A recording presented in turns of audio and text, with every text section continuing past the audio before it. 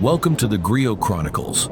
Today we step into the chilling corridors of history as we unravel the dark tale of the infamous, sadistic serial killer known as the Blood Countess, who is said to have murdered hundreds of girls and bathed in their vaginal blood to keep herself beautiful. This is the horrific and shrouded mystery of Elizabeth Bathory. Elizabeth Bathory, born on 7th August 1560, was a Hungarian noblewoman from one of the most powerful families of her time. Her relations included an uncle who was King of Poland and a nephew who was Prince of Transylvania. In 1610, she was accused of horrific and sinister acts of serial murder. She was confined to her home of Castle Chronicles, where she remained until her death. Bathory is reputed to have killed more than 600 young women, earning her a Guinness World Record for most prolific female murderer. Her name has become synonymous with cruelty and bloodlust, earning her the notorious title of the Blood Countess. This long-standing narrative is, however, being questioned by researchers who believe Bathory's crimes were likely exaggerated as part of a conspiracy against her. Elizabeth Bathory was born into a wealthy and influential family, surrounded by power and privilege. At a tender age, Bathory was exposed to a life of severe brutality. She witnessed servants routinely being beaten, which was a common sight in that era, and at age 6, she watched a public execution. Elizabeth Bathory also suffered from various health problems. According to a research paper published in 2018 by Aleksandra Bartosewicz of Poland's University of Łódź, Elizabeth Bathory, at the age of 4 or 5, suffered from epileptic seizures, violent mood swings, as well as painful migraines. At just 15, she married Count Ferenc Nadasdy, a soldier who was often off fighting Ottoman Turks. Together, they moved to Sarvar, in western Hungary, where Nadasdy is believed to have schooled his wife in torture.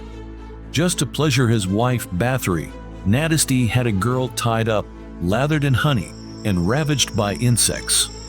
He gifted Bathory gloves spiked by claws, with which to beat her servants for their mistakes. The tale of Elizabeth Bathory's began to take shape when her husband was away at war, but quickly intensified after she was widowed in 1604.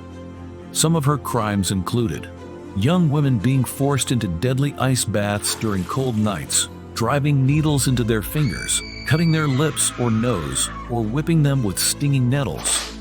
Sometimes she would be seen biting the shoulders and breasts of her victims, as well as burning the flesh, including their genitals.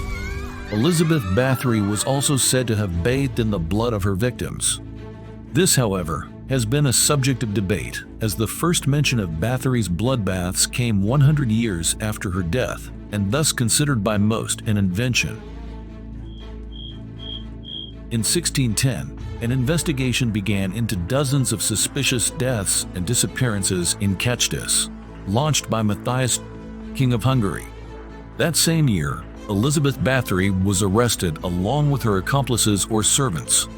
According to some witnesses, her body count was placed at more than 600, yet the Countess was never convicted.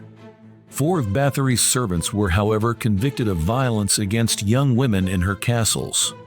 Rather than a public trial and execution, Elizabeth Bathory faced a different kind of punishment. She was confined to a small room in her own castle, bricked up with only a small opening for food and ventilation.